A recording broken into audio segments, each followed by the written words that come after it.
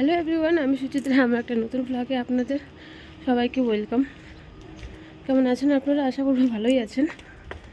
আমরা মোটামুটি ভালোই আছি। এখন সকাল বাজে হচ্ছে 10টা বাজতে চলছে।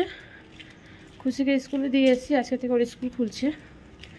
তোর শরীরটা না অতটাও ভালো নেই, যেতে চাচ্ছিল না। আর এতদিন মাঝখানে 5 দিন গ্যাপ চলে গেল, তো অনেক কষ্ট করে স্কুলে দিয়ে আসলাম। সামনে পরীক্ষা আছে, নাহলে স্কুলে না নেওয়া কোনো একদিন অ্যাবসেন্ট কোনো ব্যাপার ছিল না।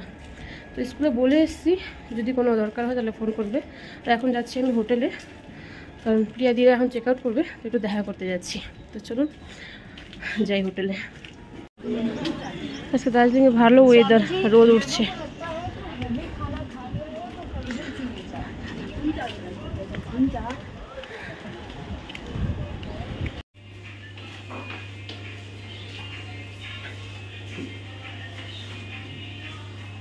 আজকে দিদিরা চেক আউট করবে, তার আগে সকালের ব্রেকফাস্ট খাচ্ছে। আজকে চলে যাব, আবার আসবা, আসলে এখানেই আসবা, আসলে এখানেই আসবা, অন্য কোথাও না। অন্য কোথাও হোটেল বুকিং করার মাথাতেও আনবা না, এখানেই ঢুকবা। ফোন নাম্বার আছে, যখন খুশি আসার হলে আমাকে ফোন করবা, বুকিং করে নিও।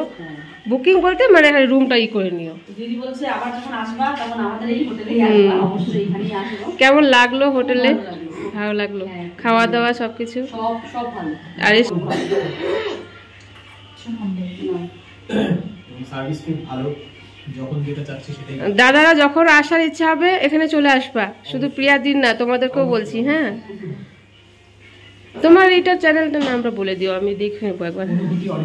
হ্যাঁ, যখন দুঃখ কষ্ট হবে মোটিভেশন না। হ্যাঁ, দুঃখ কষ্ট ছাড়া তো হয়ই না লাইফ। দাদারা চলে যাচ্ছে, চেক আউট করবে। দাদাকে দিয়ে দাও কার্ডটা।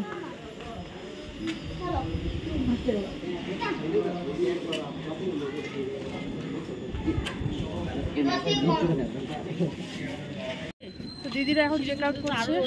অনেক গরম হবে, শুধু এখান থেকে গিয়ে আরো বেশি গরম লাগবে। মা আরো চাদর টাদর পরে। দিদি আবার আসবা? হ্যাঁ হ্যাঁ, আবার আসবো, যখনই আসবো এখানে এসো। আবার আসবো। চলে যাচ্ছে আসা, আজকে 3 দিন হলো না, এখান থেকে 4 দিন হচ্ছে।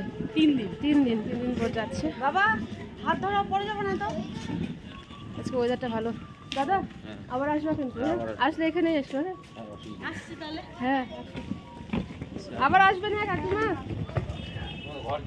এই যে এখানে বাড়িতে আর নেওয়ার হলো না আমার, এরপরে এই যে এই পিছনে।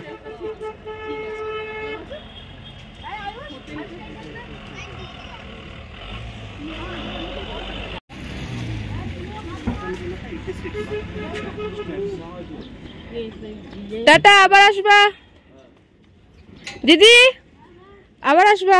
দাদা আসবেন আবার।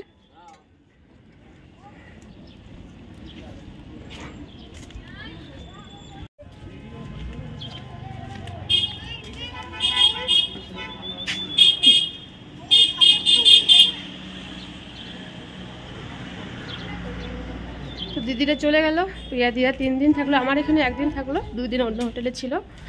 তো বেশ ভালো লাগলো, আনএক্সপেক্টেড যেটা ছিল সেটা হয়েছে। মানে আমার ডাকাতে সে এসছে, আমাদের হোটেলে ছিল, ভালো লাগলো।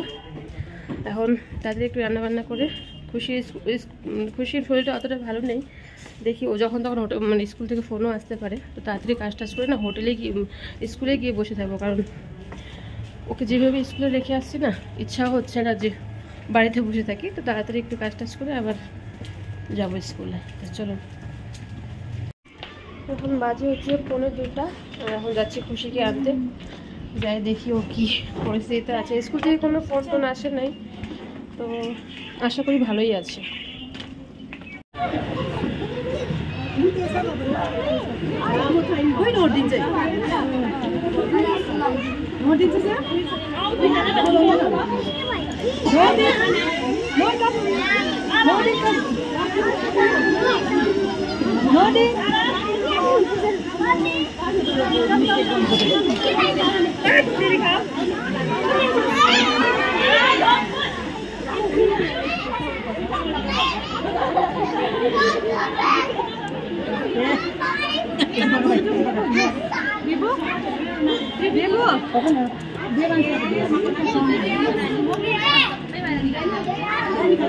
কি করতেছো বাবা তুমি? এটা কি লিখতেছো?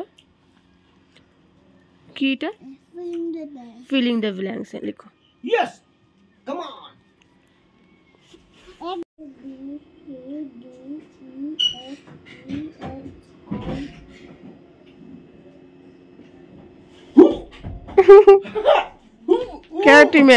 ক্যারাটিম্যান আসছে বাবা, আমাকে মারতেছে কিন্তু তোর পাপা, বুঝলাম। Come on! পারবো না, ভয় হয়ে গেছে। দেখো আমাকে মারলো। হ্যাঁ, এবার কেমন? এবার বলো মাকে মারবা, বলো মাকে মারবা। মারবো তো আমার রান্না করে দিতে। মেয়েকে স্কুল থেকে নিয়ে আসার পর তেমন করে আর ভিডিও করা হয়নি। আর এখন হচ্ছে সন্ধ্যাবেলা, ওর পাপা এসছে চা খেতে। যখনই ওর পাপা বাড়িতে আসে না কেন, মানে বাবা আর মেয়ের এইটা চলতেই থাকে। ওরা দুজনের সঙ্গে খুব লড়বে, কান্নাকাটিও হবে, হাসাহাসিও হবে। তো এটা ওদের কোনো ব্যাপার না। তো এইদিকে হচ্ছে মেয়ের 2 দিন পরে পরীক্ষাও শুরু হবে। তো বেশি অসুখ বললে না বাচ্চারা আরও বেশি মানে হাত পা ছেড়ে দেয়। তাই আমি ওকে অসুখ যে আছে সেটা আমি ওকে বুঝতেও দিচ্ছি না। তো এখন অনেকটা ও বেটার আছে। তো এদিকে ওকে আমি পড়ার দিকেও একটুখানি নজর দিতে হচ্ছে, কারণ 2 দিন পরে পরীক্ষা শুরু হবে, ফার্স্ট টাইম এক্সাম শুরু। আর তারপর আমি রান্নাঘরে যাব রান্না করতে। তো এখন রান্না করতেছি। রান্না করবো হচ্ছে আজকে ডিমের কারি। দিনের বেলা তেমন কিছু রান্না করাই হয়নি, শুধু ডাল আর আলু ভাজা আর শাক বানিয়েছিলাম, যার জন্য আমার দেখানোও হয়নি। তো এখন বানাচ্ছি হচ্ছে ডিমের কারি আর রুটি বানাবো।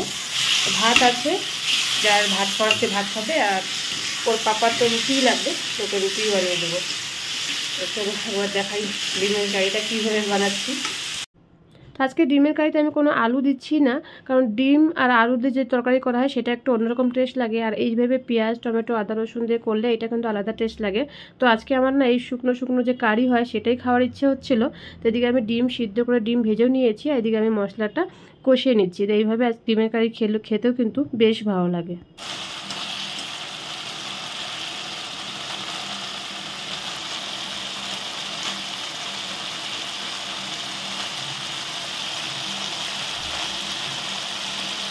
ডিমের কারি আমার হয়েও গেছে, আর মেয়েকে খাইয়ে মেয়েকে আমি শুয়েও দিয়েছি। এরপরে হচ্ছে আমরা খাবো, তারপর যেগুলো কিচেনে কাজ থাকে সেগুলো কাজ করতে হবে। তো ভ্লগটাকে আমি এরপরে আর লম্বা করিনি, ভ্লগটা আমি এখানেই শেষ করেছি। কেমন লাগলো আজকের ভ্লগটা অবশ্যই কমেন্টের মধ্যে জানাবেন। তো এখন রাত্রেবেলা আমার জন্য ভাত বেড়ে নিয়েছে। আর এইভাবে ডিমের কষা বানালে না রুটি পরোটা আর ভাত যা দিয়েও খেতে কিন্তু বেশ ভালো লাগে। তো আমি আমার জন্য ভাত নিয়ে নিয়েছি আর বড়ের জন্য রুটি বানিয়েছি। তো চলুন ভ্লগটাকে এখানে শেষ করছি, দেখা হচ্ছে অন্য একটা ভ্লগে খুব তাড়াতাড়ি।